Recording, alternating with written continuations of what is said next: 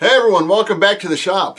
Last week was the first time in 2 years and about 3 months that I did not have a Friday video ready for you guys.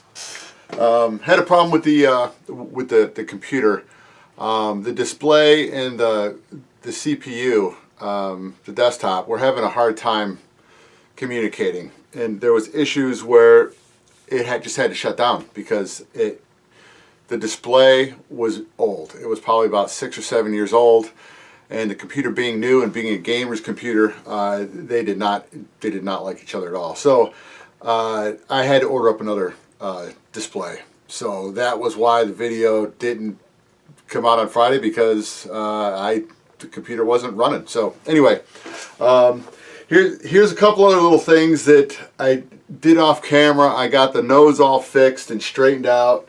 I kind of show you, I don't have the cone on it right now, but this is all finalized. This is ready to go. So the fuselage is done. It's ready to cover. Now, I was going to come on down and start covering today. Sorry about that, I got dust in my eyes. And I was doing the final fit on the ailerons, and of course, me, never satisfied with anything. I didn't like it. The length on them were good. What it was is there were a couple points on the ailerons where they were sitting proud of the top of the wing, and I just didn't want to have to look at that every time I looked at the plane, because even if nobody else saw it, I still knew it was going to be there. So this is what I've been working on today. I decided to go ahead and cut out the little spots. There we go. Where I had the hinges going through. So I'm going to go ahead, I'm going to repatch those up, and what's going to go behind it was there were small pieces about, they were about yay big, and those are getting replaced by backing pieces about yay big. So what's going to happen is when these slide in, and I don't know if I'll be able to show it to you on your end, but I'm going to try, so bear with me. What we're going to do here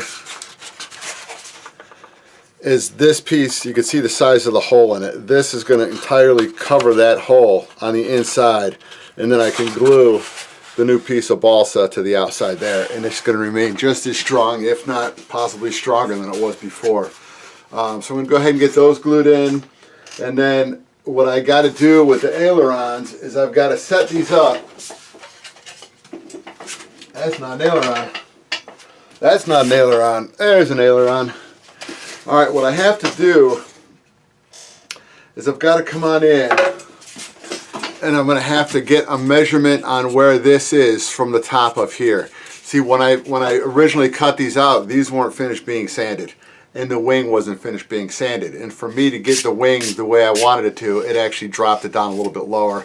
So these up here, the leading edge of the aileron was just in a couple spots sticking up, and it was probably, 30 seconds, 32/32 of an inch, and I wasn't going to be happy with that. So what I'm going to do is I'm going to have to figure out where this is going to have to be in relationship to the back side of that, because I originally made this, the depth of this, the same as the depth on the, let's say I made the depth on the tail end of the wing where the aileron hooks up to it at the same distance as this from the top, and it actually needs to be dropped down lower because it's on a slant. So that was my mistake. So I have to figure out how to measure that and where that's going to need to be. That'll be interesting too.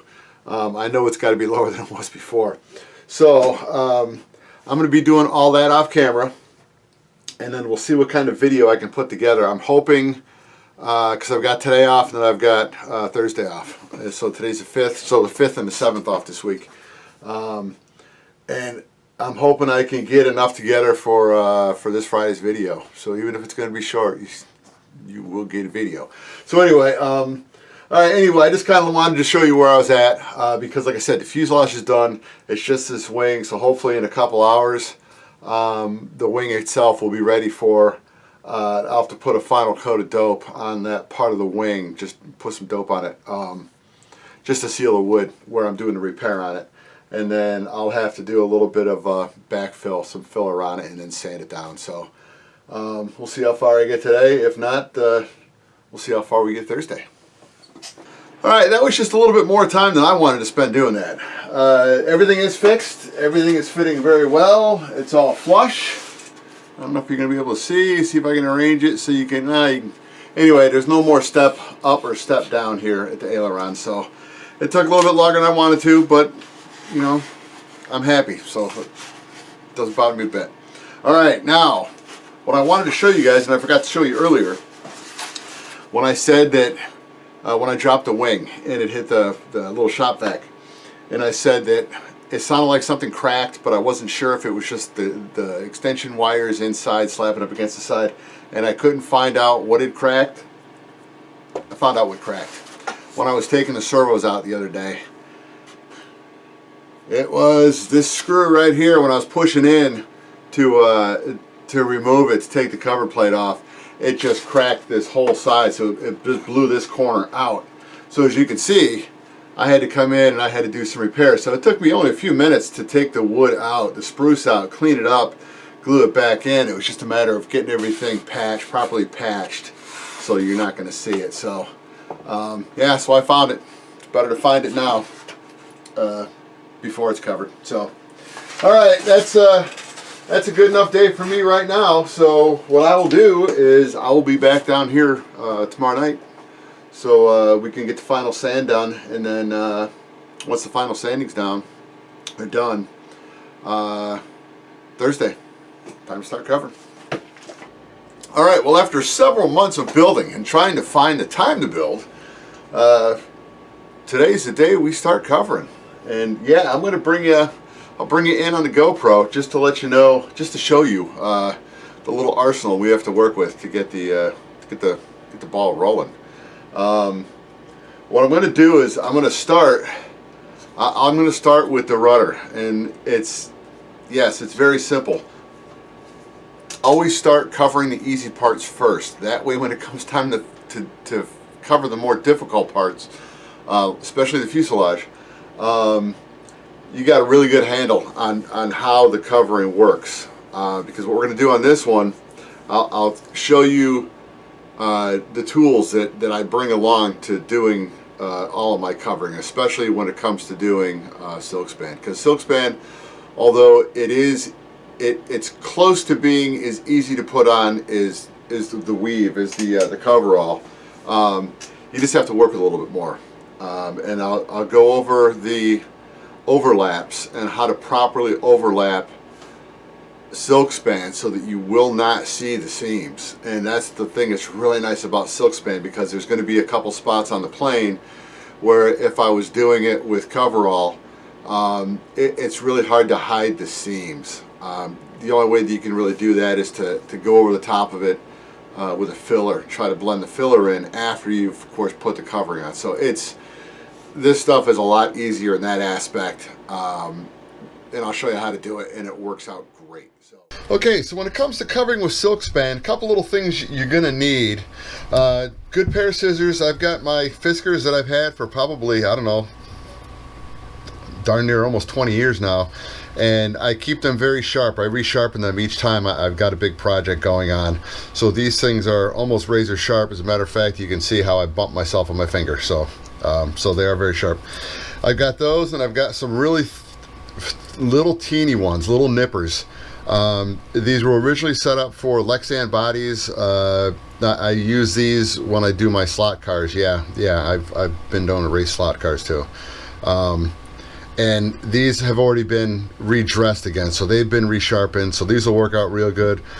The typical X-Acto, a good size brush that you're going to be putting your nitrate dope on. Here's the dope, and this is going to be the talcum powder that I'm going to use to fill the dope. So it'll be, when I put the covering on there, it's going to probably be 3 coats of nitrate dope with sanding in between. I normally sand with about 240 in the beginning. The final sand will be with 400 grit sandpaper. But what's going to happen is on the 4th coat that I'm putting on, so it's going to be 3 regular cut 50%, and the final one is going to be with baby powder mixed in. So it's kind of almost, it's got to be relatively thick. And the problem with baby powder is if it's too thick, it ends up being a pain in the butt to get off. If it's too thin, when you shoot paint on it, it's going to, the paint's going to get sucked through it. So I'll show you when it comes time for me to mix this. I just like to think it's got to be like a relatively thin syrup, like a maple syrup, relatively thin, not too thick. So it'll use a lot more baby powder in there than you want to put in there, but you put in that, paint it down, sand it off, and then it's ready to spray. So that'll be towards the end. But anyway, the other thing that I also do is I get these little things, they're called acid brushes. I bought them years ago. I got a pack of 100, so I'm probably still sitting somewhere, I don't know, I probably got about 80 left. And what I do is I'll come in and with the scissors, I'll cut one short. And all this is for is when it comes time to do edges. So say that this was the wing, and I needed it to stick over a rounded edge just as a place to plant, and then be able to pull it the other direction, because this stuff will be going on wet, and we'll get to that in a bit. So what I'll do is I'll come in with the thick nitrate dope, uncut, just straight up, and just put a very light bead along the edge of it, so that way when I put this wet silk span over the top, it's got something to stick to.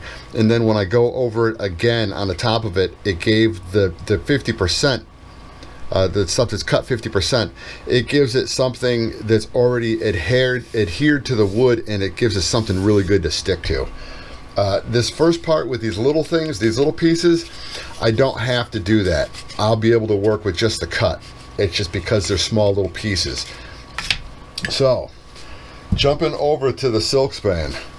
Now, you're not going to be able to see it, but silk span has two sides. It's got a side that's lightly shiny, and if you hold it up to the light, you can see it. And then if you hold it upside down, because you won't be able to see it on there, but right now this is the shiny side up, so this is the top. This is the part that's going to get the spray paint.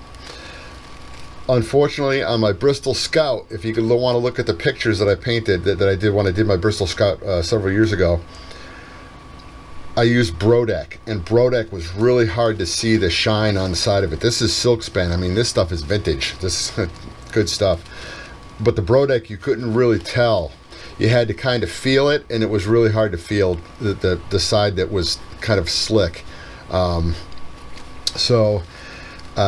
were sides that had the shiny side up, and then they had the rough side up, and you can see it in the paint job. So, but in the pictures you can't see it. It's one of those things that, you know, you wish it had done it right the first time, but you didn't know that that's the side that was up until you spray painted it. And that one, I didn't use a lacquer spray paint. I use all water based. So that's something that I will never do with this as well, because if I take that plane out and fly it on a day where there's high humidity, the silk span will relax, because it's really not sealed. With the water-based paint on the top of it, it absorbs the moisture. So anyway, so this is the side that's going to be up on it, and then you want to cut them pretty much just a little bit oversized. So say that this is going to be the bottom side of this one.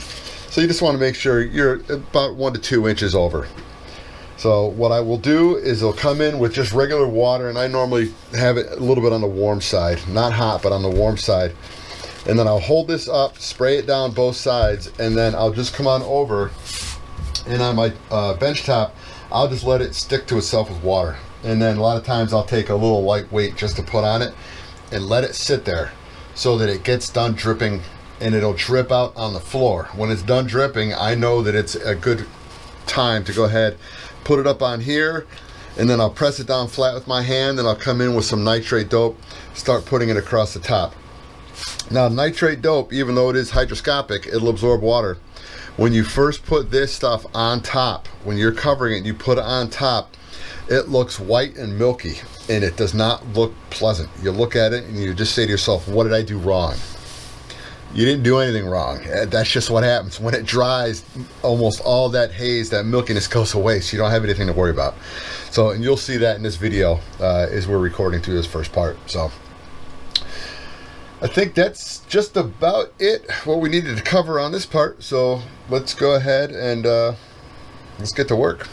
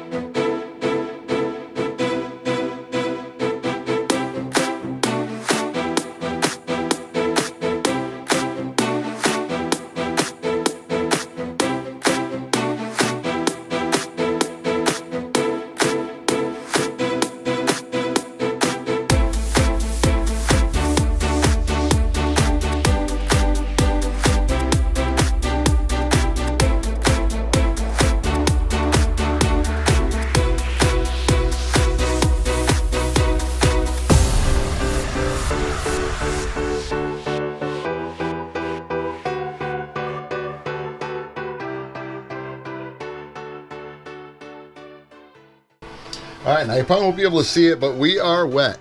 So, and it's got a nice little shine to it, and it stopped dripping. And it takes a couple minutes, but now we're ready to go ahead and lay this down. So we'll lay it down on the top. And this stuff, as it dries, it will begin to shrink. So what we're gonna do is I'm gonna show you what we got to do. So we're gonna put, let me try to rephrase that. We're gonna put this on the top, then we're gonna draw this out on the side, and we're gonna try to start to fold it over. When this stuff starts to set up, then you go ahead and trim it. You can get it wet, and it'll loosen back up to finish folding it under to get the seams right. So let's just go ahead, put this on the top, and we'll see if you're gonna be able to see the haze as it starts to dry.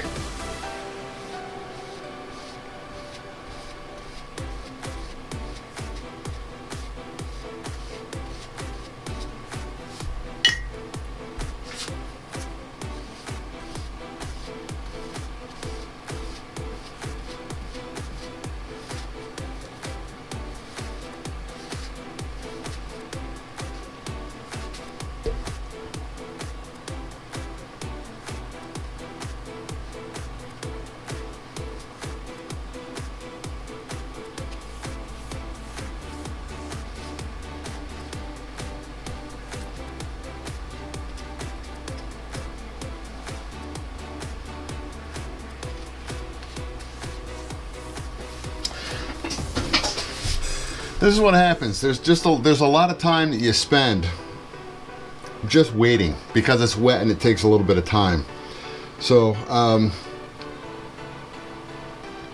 yeah, it's just, this is where boredom sets in. This is where normally I'd have at least two things going on at once. Like say I was doing the ailerons, I'd be doing both ailerons at the same time. So that way while this is setting up, starting to dry and tacking up, I'd be working on the other one. So it will go quicker once I get past this. But like I said, this here is merely just so that it gives me a handle on relearning how to go through these steps again. Because it's, like I said, it's not that difficult. Now it is sticking to it.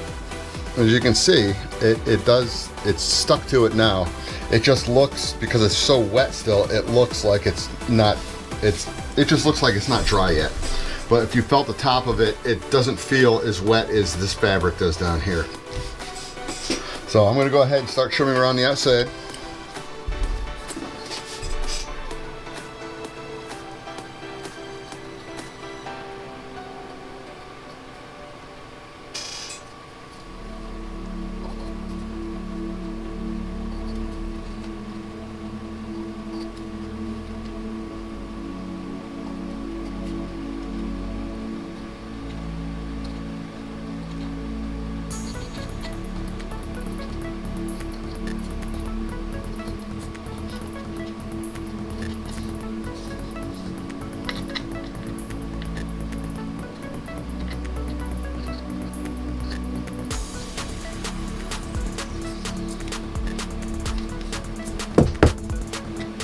What I like to do is I like to use the thickness of the scissors.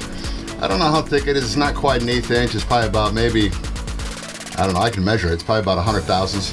And to me, it's a nice little standoff size just for folding over and getting everything wrapped up just so it looks good.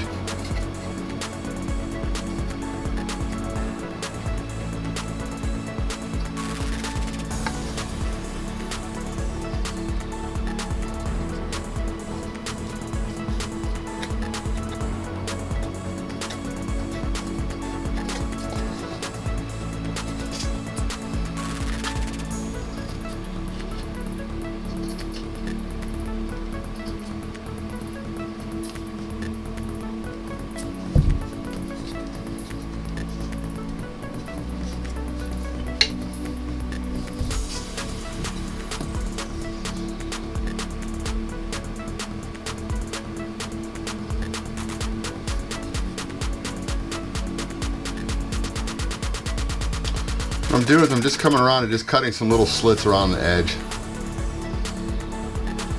Just on the corners to help it bend.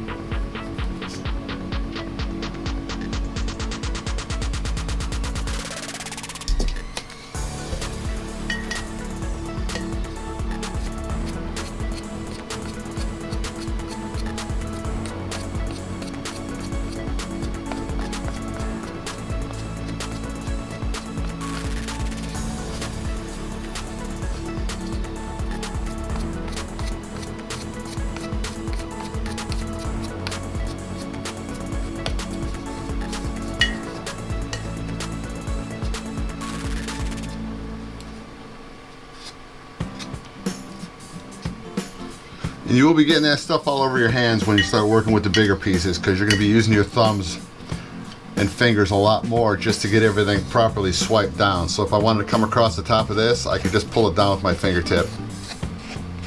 And that's how I like to work around curves.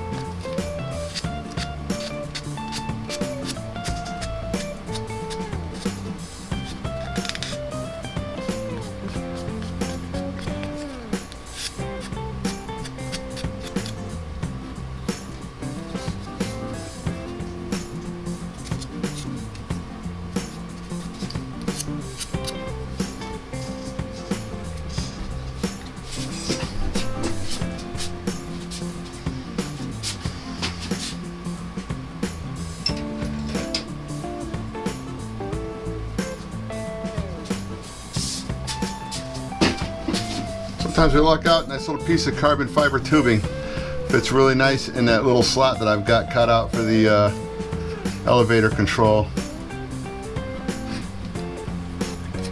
Alright, so there's side 1 done. Not just timed, we'll go ahead and we'll flip it over and we'll get side 2 done. I don't know, ooh.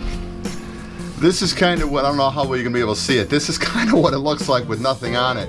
And as this dries, I don't know if you can see that kind of that milky haze look to it.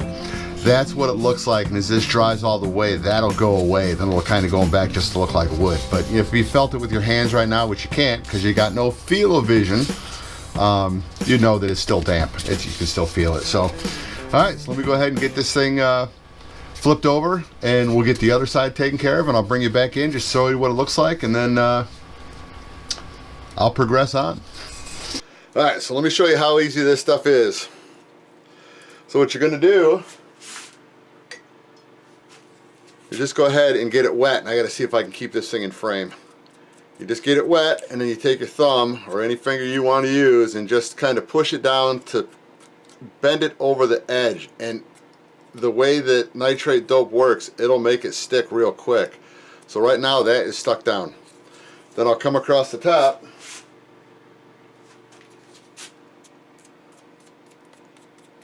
and I'll get this side wet, and I might as well get the other side wet too. Just do it all at once. So this comes over, and then I just bend it over the top, bend it over this side, and those little tabs are now stuck down. So let's go and do it on this side. See the little tab. Come across the top, push it down, and you'll see the little tab still sticking off on the side. You just push it down with your finger like that, and that little tab stuck down, and it's gone. So this, well, that's how you work with nitrate dope.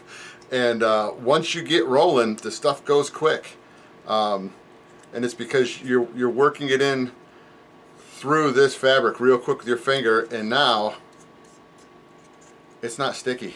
It sets up and tacks up and dries that quick, where, I don't know if you can see with my fingertips, I've got nitrate dope smeared all over them. And it will get worse when I start working with the big pieces. You can hear the GoPro listening to me, and it's taking pictures like crazy right now.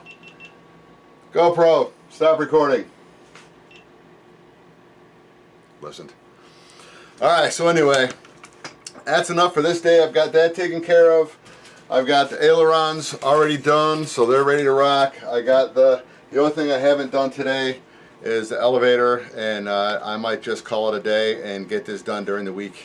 I got to do the final sand on the wing, and I want to readdress a couple little spots on the fuselage. I moved the fuselage back upstairs. There's a couple little things that I don't think you're going to see it, but I want to take a little bit closer look at it just to see if I want to put a couple little filler in a couple little spots. So that's going to be quick and easy. So anyway, that's good enough for today. I'll see you guys next time I'm down in the shop.